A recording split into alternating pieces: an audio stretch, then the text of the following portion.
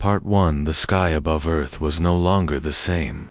For centuries, humanity had looked up at the stars with wonder and curiosity, dreaming of what might lie beyond their blue planet. But now, those dreams turned into nightmares, as thousands of massive alien ships descended from the heavens. They filled the horizon, blotting out the sun and casting long shadows over cities and towns. The sight alone was enough to make people freeze in terror, but it was only the beginning.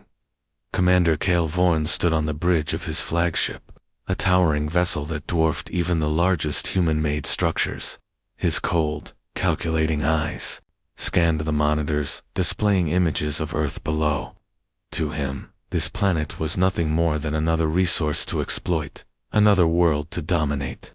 He pressed a button on the control panel, and a deep, mechanical voice echoed across every communication channel on Earth. "Attention, inhabitants of Earth," the voice boomed, loud and clear. "Your planet is now under the control of the Zorathian Empire. Resistance will result in your immediate destruction. Surrender unconditionally, or face annihilation." The message repeated itself in multiple languages, ensuring there would be no misunderstanding.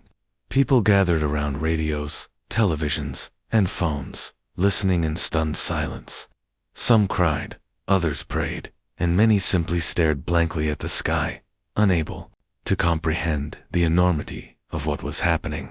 Governments scrambled to respond, holding emergency meetings and issuing statements urging calm. But panic spread faster than any official announcement could contain it. Among the millions watching the skies was Alex Carter, a brilliant astrophysicist who had spent most of his life studying the possibility of extraterrestrial life.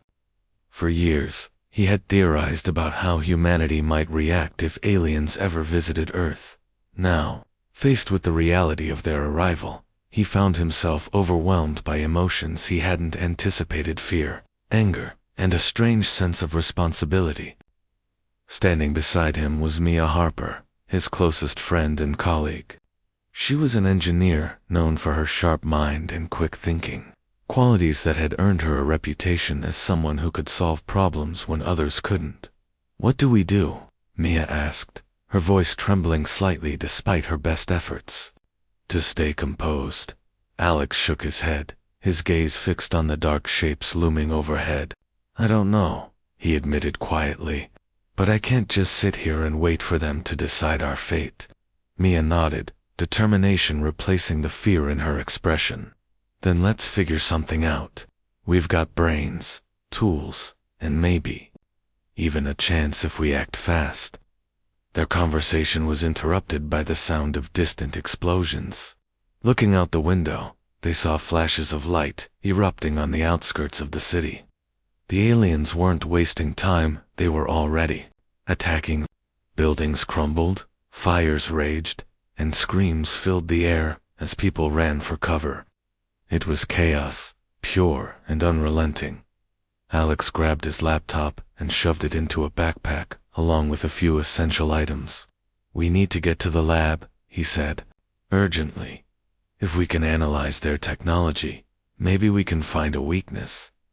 Mia didn't argue. Together, they hurried out of the apartment building and into the streets, which were rapidly descending into madness. Cars were abandoned, some overturned in accidents caused by panicked drivers. Smoke billowed from burning buildings, and the acrid smell of destruction stung their nostrils. Despite the danger, Alex and Mia pushed forward, dodging debris and keeping low to avoid drawing attention. Reaching the university where they worked felt like navigating a war zone. The campus was eerily quiet, its usually bustling corridors now empty, except for scattered papers and broken glass. They made their way to the physics lab, locking the door behind them before getting to work. Alex powered up the computers while Mia rummaged through shelves, gathering equipment they might need as they worked. News reports streamed in from various sources. Cities around the world were under attack. Military forces were mobilizing, but the scale of the invasion was simply too vast. No one knew how to fight back effectively against enemies armed with weapons far beyond anything humans had ever seen. The Zorathians' energy beams sliced through steel like paper, and their shields rendered conventional missiles useless. Despite the grim situation, Alex refused to give up. "They're advanced, but they're not invincible," he muttered, typing furiously. "Everything has a flaw. We just have to find it." Hours passed as they pored over data and analyzed fragments of alien tech scavenged from earlier skirmishes. Just as exhaustion began to set in, Mia noticed something unusual, a faint pattern in the energy signatures emitted by the alien weapons. "Alex, look at this," she said, pointing to her screen. "It's almost like a frequency modulation." Alex leaned closer, his eyes narrowing as he studied the readings. "You're right," he said slowly. "If we can replicate that frequency and invert it, we might be able to disrupt their systems." Excitement sparked between them, a glimmer of hope in the darkness. Working together, they devised a prototype device capable of generating the inverted frequency. It wasn't much, just a small handheld gadget, but it represented a potential turning point. If it worked, it could neutralize the aliens' shields and give humanity a fighting chance. By dawn, they had finished assembling the device. Exhausted but determined, Alex and Mia stepped outside to test it. The streets were quieter now, littered with the remnants of the night's devastation. In the distance, they spotted a group of alien drones patrolling the area. Their sleek, insect-like designs glinted menacingly in the early morning light. Taking a deep breath, Alex activated the device and aimed it at the nearest drone. For a moment, nothing happened. Then, with a high-pitched whine, the drone shuddered violently, before crashing to the ground in a heap of twisted metal. A cheer escaped Mia's lips, followed quickly by a wave of relief, so strong it nearly brought tears to her eyes. "It works," Alex whispered, his voice thick with disbelief. "We actually did it." But their celebration was short-lived. More drones appeared on the horizon, drawn by the disturbance.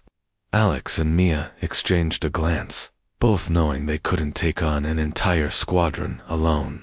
Grabbing the prototype, they sprinted back toward the lab, hearts pounding as the sound of pursuit grew louder behind them. Back inside, they barricaded the doors and began transmitting their findings to anyone who might still be listening. Military channels, independent broadcasters, amateur radio operators, anyone who could help spread the word. The message was simple. Humanity had a weapon that could fight back. All they needed now was for someone, somewhere, to pick up the signal and act on it. As the sun rose higher in the sky, casting golden light over a world teetering on the brink of collapse, Alex and Mia prepared for whatever came next. They didn't know if their discovery would be enough to save Earth, but they knew one thing for certain: they wouldn't go down without a fight. Part 2. The discovery of the prototype weapon spread like wildfire, carried on fragile waves of hope through the ruins of a battered Earth. Alex and Mia's transmission reached scattered pockets of resistance across the globe, igniting a spark that refused to be extinguished.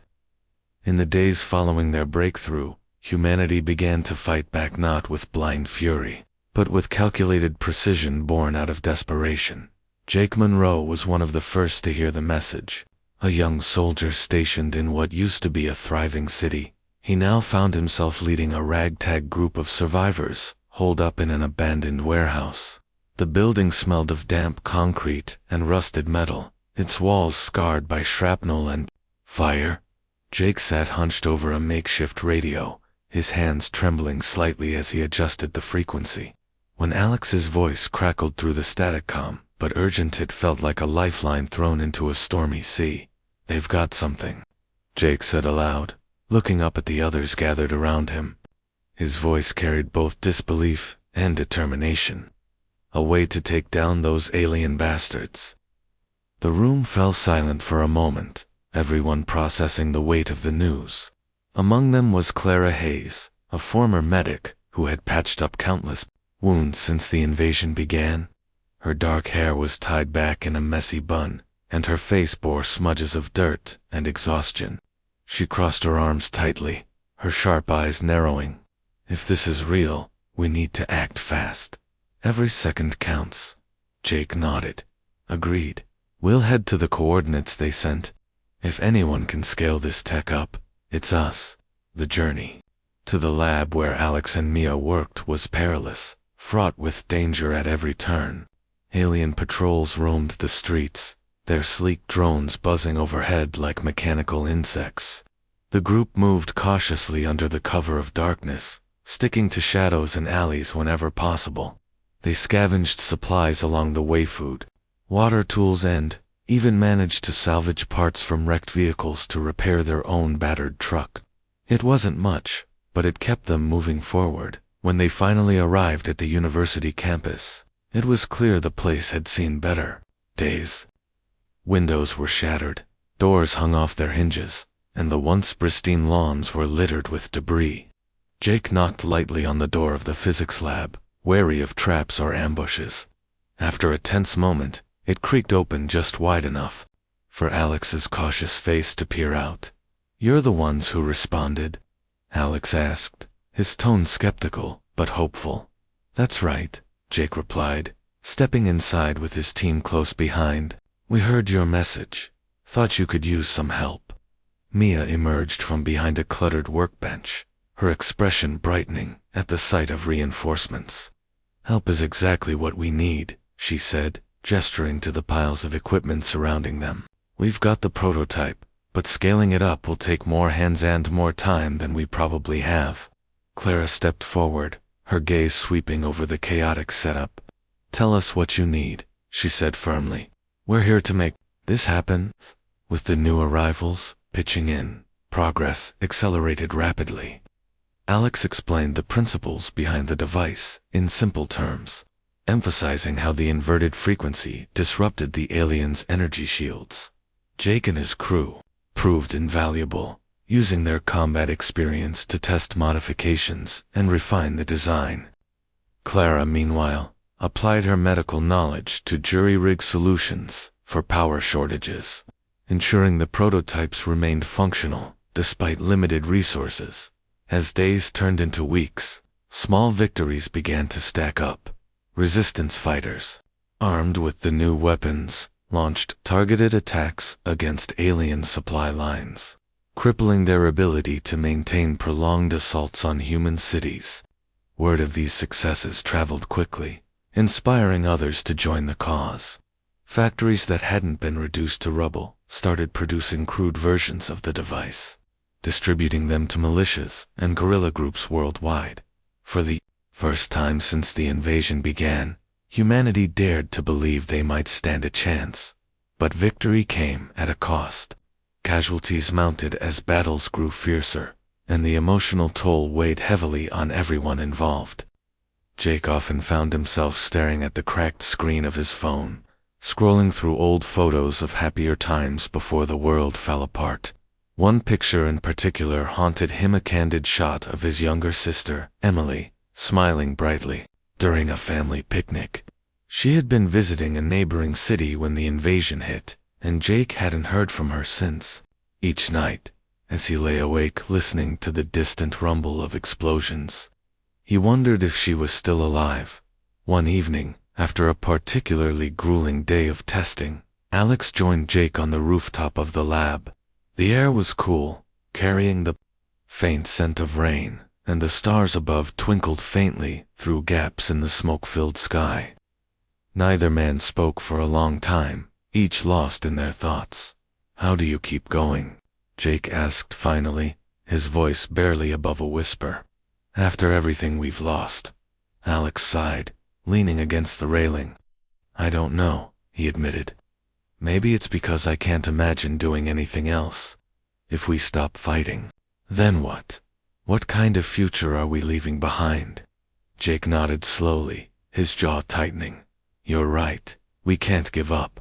Not yet." Their conversation was interrupted by the sound of approaching footsteps. Clara appeared, holding a bandaged hand and looking unusually pale. "There's been another attack," she said grimly. "Downtown? They're hitting harder than ever." Without hesitation, Jake sprang into action.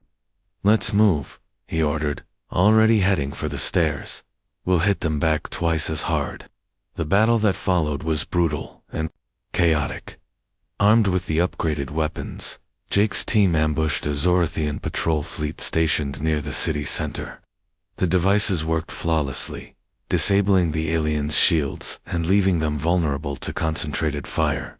Explosions lit up the night sky as ships crashed to the ground, sending shockwaves rippling through the streets. Cheers erupted among the resistance fighters, their spirits buoyed by the unexpected success. Yet even amidst the triumph, there was no time to celebrate. Reinforcements arrived almost immediately, forcing Jake and his team to retreat before they were overwhelmed. As they regrouped in the safety of the lab, battered but alive, Alex couldn't help but feel a flicker of pride. Humanity wasn't giving up, they were adapting, evolving, finding ways to survive against impossible odds. "We did it," Mia said softly, breaking the silence. Her voice was filled with awe and disbelief. "We actually fought back. For now," Alex added, his tone cautious but resolute. "But this isn't over. Not by a long shot." Jake glanced at the map pinned to the wall, dotted with markers indicating known alien strongholds.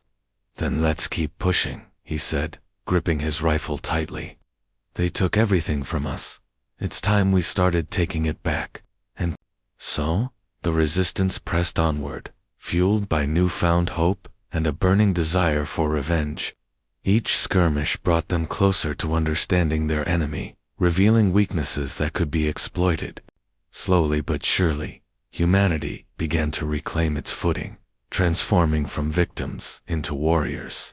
The galaxy may have chosen to enslave Earth, but it had underestimated the resilience of its people, and that mistake would prove costly. Part 3. The resistance was growing stronger, but the cost of every victory weighed heavily on those who fought.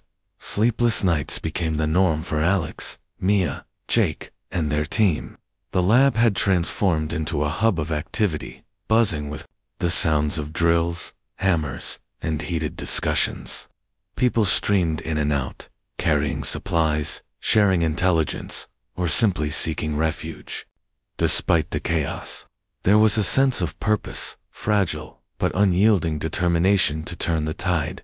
Alex stood at the center of it all, his mind racing as he tried to piece together the next step. The prototype weapon had proven effective against small patrols and isolated ships, but taking on larger targets required more than just scaled-up versions of the device. Humanity needed something bigger, something capable of crippling the Zorathians' command structure. He stared at the maps pinned to the wall, tracing the routes of alien supply lines and identifying choke points where they could strike hardest. "We can't keep playing defense," Alex said aloud, addressing the group gathered around him. "If we want to win this war, we need to go after their leadership." Jake nodded, his arms crossed tightly over his chest. "You're talking about hitting their main fleet," he said, his voice low and steady. "That's suicide." "Not necessarily," Mia interjected, stepping forward. She held up a schematic of one of the alien cruisers they had captured during a recent raid. "Their ships are vulnerable when they're docked for repairs or resupply. If we time it right, we might be able to take out a key target without getting overwhelmed." Clara, sitting nearby, with her legs stretched out and her boots caked in mud, raised an eyebrow. "And how exactly do you plan to pull that off?" "We don't have the numbers or the firepower to take on their capital ships." "We don't need brute force," Alex replied, pointing to the schematic. "We hit them smart. Sabotage their systems, disable their shields, and let them tear each other apart."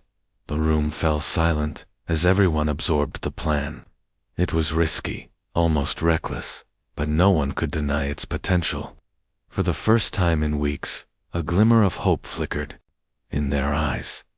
Preparations began immediately.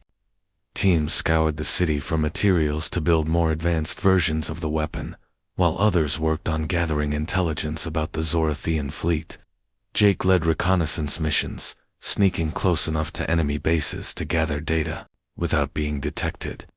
Each mission pushed him closer to his limits, but he refused to slow down. Every moment counted. One evening, as Jake returned from another dangerous sortie, he found Alex pacing nervously near the makeshift radio station. The astrophysicist looked up sharply when Jake entered, relief washing over his face. "You're back," Alex said, exhaling deeply. "I've got something." Jake dropped his gear onto the table and leaned in, curiosity piqued. "What is it?" Alex pulled up a transmission log on the screen, his fingers trembling slightly as he scrolled through the data.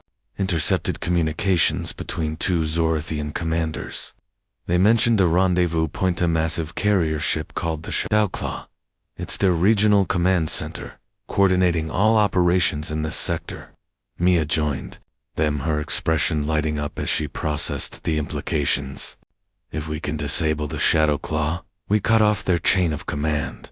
That would leave their forces disorganized, maybe even retreat entirely." "It's perfect," Jake agreed, a fierce grin spreading across his face.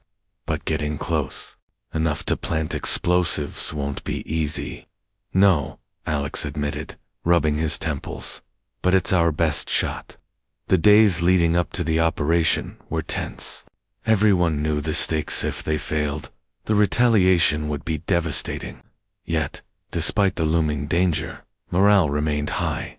The resistance fighters trained tirelessly, honing their skills and rehearsing every detail of the plan. Clara worked tirelessly to prepare medical kits, knowing full well that not everyone would return. Mia fine-tuned the weapons, ensuring they were as reliable as possible under extreme conditions, and Alex spent hours poring over star charts, calculating trajectories and timing windows. On the night of the mission, the team gathered in the lab for a final briefing. Jake stood at the front, his presence commanding attention. "This is it," he said, his voice firm. "We've trained hard, and we've planned carefully. Stick to the mission, watch each other's backs, and remember why we're doing this. For Earth. For everyone who's counting on us."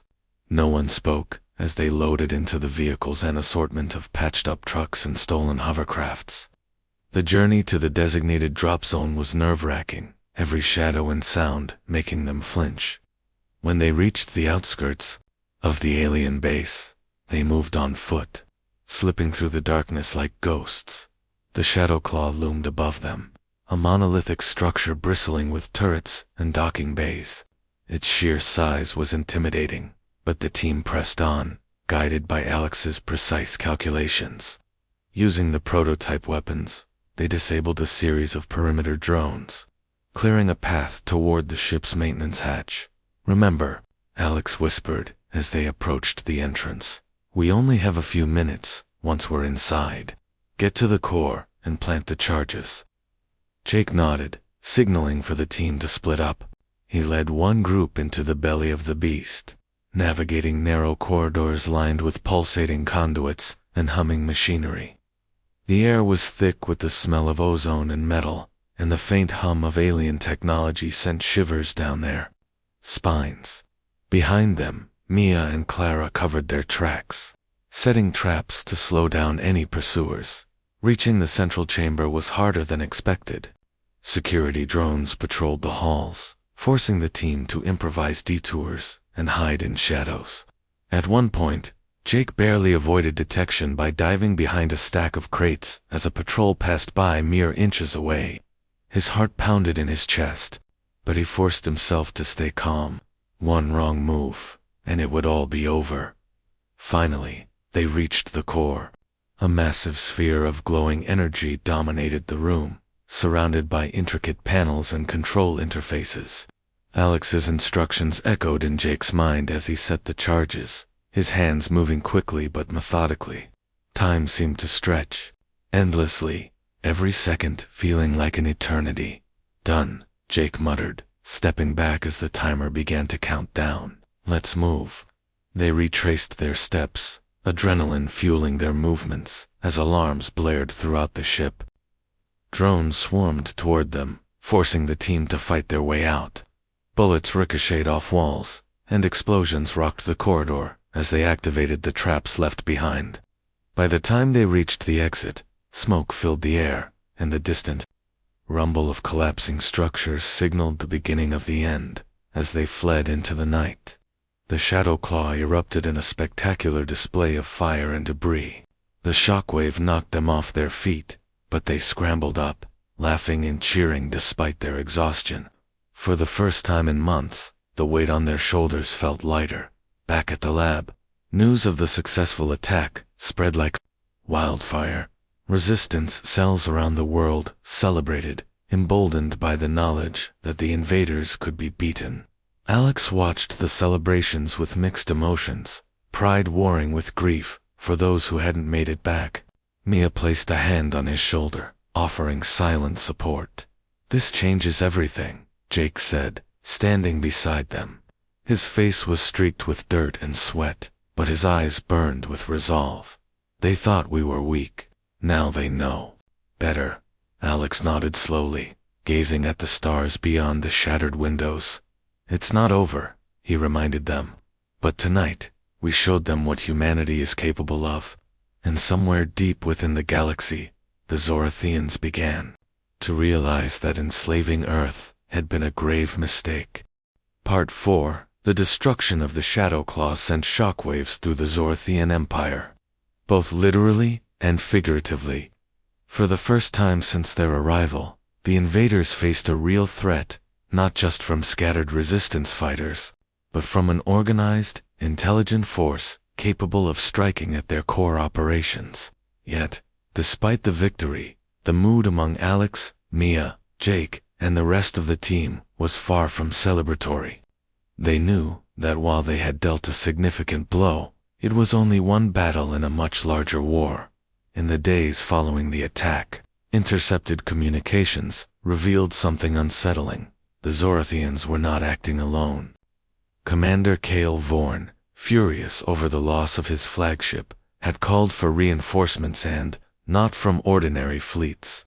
He referred to them as the Overseers, a mysterious authority whose name carried an ominous weight even among the aliens themselves. The term sparked curiosity and dread in equal measure among the humans who heard it. Alex sat hunched over a desk, littered with papers and half-empty coffee cups, his eyes scanning transcripts of alien messages, his brow furrowed deeper with each passing moment. "This isn't just about conquering Earth anymore," he said finally, breaking the silence. "These Overseers, they're pulling the strings. The Zorathians are just pawns." Mia leaned against the edge of the table, arms crossed tightly. Her expression mirrored Alex's concern. "If we don't figure out who or what they are, we'll be fighting blind. And if they're worse than the Zorathians..." She didn't need to finish the sentence. Everyone in the room understood the implications. Humanity had already been pushed to its limits by the invaders. Facing something even more powerful seemed unimaginable. Jake stepped forward, his stance firm, despite the fatigue etched into his features.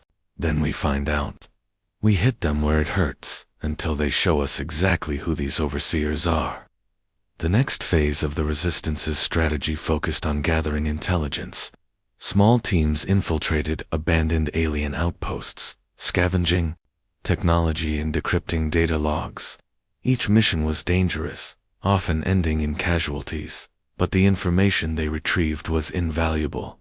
Slowly, fragments of the truth began to emerge. One night, during a raid on a heavily guarded facility outside the city, Mia stumbled upon a cache of holographic records hidden deep within the compound. As she activated the device, ghostly images flickered to life, depicting scenes that chilled her to the bone. The Overseers were not humanoid like the Zorathians. Instead, they appeared as towering, insectoid creatures with shimmering exoskeletons and glowing eyes. Their voices, when translated, were cold and mechanical, devoid of emotion or empathy. "They're ruling through fear," Mia whispered to herself, her fingers trembling as she recorded the footage. "They enslave entire species, forcing them to serve as soldiers or laborers. The Zorathians aren't conquerors, they're slaves too." When she returned to the lab, The discovery sent ripples through the group. Clara, who had been stitching up wounds from the latest firefight, paused mid-stitch, her needle hovering in midair. "So we're dealing with monsters controlling other monsters?" she asked, her tone sharp with disbelief. "Pretty much," Mia replied grimly. She replayed the holograms for everyone, pointing out key details. "But here's the thing, the Zorathians hate them. You can hear it in their transmissions. They talk about the overseers like they're gods, but there's resentment underneath. If we play this right, maybe we can turn them against each other." Alex nodded slowly, his mind racing. "It's risky, but it could work. If we expose the truth to the Zorathians, if we show them they're being used, they might rebel. That could weaken the overseer's hold on the Empire." Jake frowned, pacing back and forth. "And how do you plan to get that message across? We can't exactly waltz into their ships and start handing out flyers." "We don't have to," Alex countered. "We broadcast it. Hack into their communication networks and send it out to every corner of their empire. Let the see for themselves what they're really fighting for." Executing the plan required precision and timing. The Resistance spent weeks building a custom transmitter powerful enough to override the Zorathians' encrypted channels. It was a massive undertaking, requiring materials scavenged from dozens of locations and countless hours of testing. Meanwhile, Jake led diversionary attacks to draw enemy forces away from key areas, buying time for the engineers to complete their work. Finally, the day arrived. The transmitter, a bulky contraption cobbled together from alien tech and human ingenuity, was set up in the ruins of an old observatory. Its antennae stretched toward the sky, ready to beam the message across the stars. Alex stood beside it, his hands hovering over the controls, while Mia monitored the system for any signs of interference. "Ready?" Jake asked, his voice low but steady. "As ready as we'll ever be," Alex replied, taking a deep breath. With a final glance at the others, he activated the transmitter. For several tense minutes, nothing happened. Then, static crackled through the airwaves, followed by the sound of distorted voices speaking in alien tongues. The holograms Mia had recovered played in sequence, showing the Overseer's true nature and their oppressive rule over the galaxy. The transmission ended with a simple statement in multiple languages: "You are not alone. Fight back." Almost immediately, the reaction was palpable.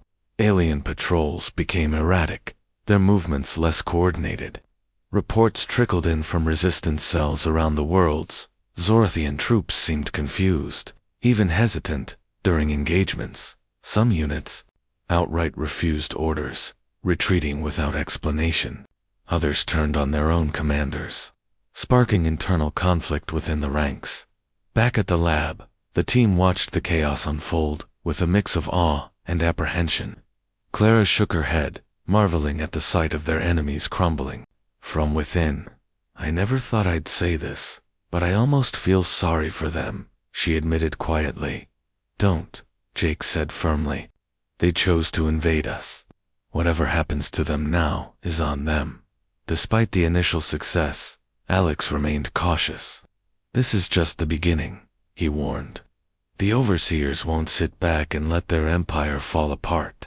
When they respond, it'll be brutal." His words proved prophetic. Within days, new ships appeared in orbit, larger, darker, and infinitely more menacing than anything humanity had faced before. These were the Overseers' enforcers, dispatched to crush, dissent, and restore order. Their arrival marked a turning point in the war, shifting the balance once again. As the Resistance prepared for the inevitable clash, tensions ran high. Supplies dwindled, injuries mounted, and exhaustion gnawed at even the strongest fighters. Yet, amid the strain, a quiet resolve took root. The people of Earth had endured unimaginable horrors, but they had also discovered something unexpected: strength. Not just physical strength, but the resilience of spirit. The unyielding will to survive and protect what mattered most. One evening, as the sun dipped below the horizon, painting the sky in hues of orange and red. Alex climbed to the rooftop of the lab. Jake joined him shortly after, carrying 2 bottles of water salvaged from a recent supply run. Neither man spoke as they gazed at the distant glow of alien ships hanging ominously in the heavens.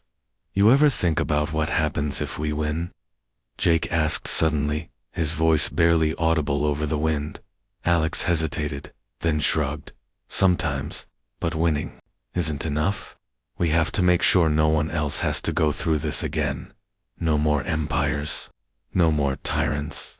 Jake nodded, a faint smile tugging at the corners of his mouth. "Sounds like a dream worth fighting for." "It is," Alex replied, raising his bottle in a silent toast. "Two dreams." "Two dreams," Jake echoed, clinking his bottle against Alex's. Below them, the city stirred with quiet activity, its people preparing for another long night of defiance. The road ahead was uncertain, fraught with challenges that would test the limits of human endurance. But for the first time, hope burned brighter than fear. Whatever came next, humanity was ready to face it together. Part 5. The arrival of the Overseers and Forcers changed everything. Their ships were unlike anything humanity had faced before, massive jagged constructs that seemed to absorb light rather than reflect it. They moved with a deliberate, predatory grace, their presence casting an eerie shadow over Earth's skies. The Zorathians, once the primary threat, now appeared almost insignificant in comparison. It was clear that these new arrivals were not here to negotiate or intimidate, were here to destroy. Alex stood on the rooftop of the lab, his eyes fixed on the dark shapes looming overhead. His mind raced as he tried to process the enormity of the situation. "This isn't just about us anymore," he muttered under his breath. "They're making an example of Earth. If we fall, every other world will know what happens when you resist." Mia joined him moments later, her arms crossed tightly against the cool night air. She didn't need to ask what he was thinking. The tension in his posture said it all. "We've faced impossible odds before," she said firmly, though there was a flicker of doubt in her voice. "We'll find a way." Jake emerged from inside the building, carrying a map marked with red circles indicating the locations of recent alien activity. "They're targeting major cities," he reported grimly. "Not just attacking, leveling them. It's like they're trying to erase us completely." Clara followed close behind, her face pale but resolute. "And the Zorathians, what are they doing while this is happening?" "They're pulling back," Alex replied, shaking his head. "Either they're too scared to fight the Overseers, or they've been ordered to stand down. Either way, we're on our own." The team knew they couldn't afford to wait for the enemy to come to them. With the Overseers' forces spreading across the planet, time was running out. They needed to strike directly at the heart of the invasion, an audacious plan that would require precision, courage, and more than a little luck. Alex spread the map across a table, pointing to one of the largest clusters of red circles. "Here," he said. "This is where their command ship is stationed. If we can get aboard and disable it, we might be able to disrupt their entire operation." Jake studied the map carefully, his jaw tightening. "You're talking about infiltrating one of those things," he said, gesturing toward the window where the ominous ships loomed. "Even if we make it inside, how do we get out alive?" "We don't think about getting out until we've done the job," Mia interjected, her tone sharp but steady. "If we don't try, we lose anyway." Clara sighed, rubbing her temples. "Fine, but someone needs to explain how we're supposed to sneak past whatever horrors are waiting for us on those ships." Alex tapped the map again, his finger tracing a route. "We use one of their smaller vessels, a transport or supply ship, as a disguise. We blend in, move fast, and hit hard. Once we're inside, we focus on their central control hub. That's the key to everything." The plan was risky, bordering on suicidal, but no one offered an alternative. In the days that followed, the team worked tirelessly to prepare. They scavenged parts from abandoned alien drones, modifying their weapons to handle the advanced technology aboard the Overseer's ships. Jake drilled the team relentlessly, simulating scenarios they might encounter during the mission. Clara stocked medical kits, knowing full well that injuries were inevitable, and Mia fine-tuned the transmitter they would carry, ensuring it could broadcast a signal strong enough to disable the ship's systems. On the eve of the operation, the group gathered in the lab for a final briefing. The air was thick with tension, but also with a quiet determination. Alex addressed them, his voice calm but firm. "Tomorrow, we step into the unknown. We don't know what's waiting for us, but we know why we're doing this. For Earth. For everyone who's counting on us. Stick to the plan, trust each other, and remember we're stronger together." No one spoke as they dispersed to restore, at least attempt to. Sleep came fitfully, if at all, as thoughts of what lay ahead haunted their minds. The next morning, the team set out under the cover of darkness. Using stolen alien tech, they disabled a small transport vessel orbiting the edge of the atmosphere and boarded it without alerting nearby patrols. Inside, the ship was eerily silent, its dimly lit corridors lined with strange symbols glowing faintly on the walls. The hum of alien machinery filled the air, a constant reminder of the danger surrounding them. "Stay sharp," Jake whispered, leading the way with his weapon drawn. "We don't know where they are, but they'll be watching." Mia nodded, adjusting the backpack containing the transmitter. "Just keep moving.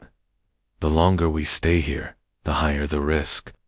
They navigated the labyrinthine passages with painstaking care, avoiding patrols and disabling security systems as they went.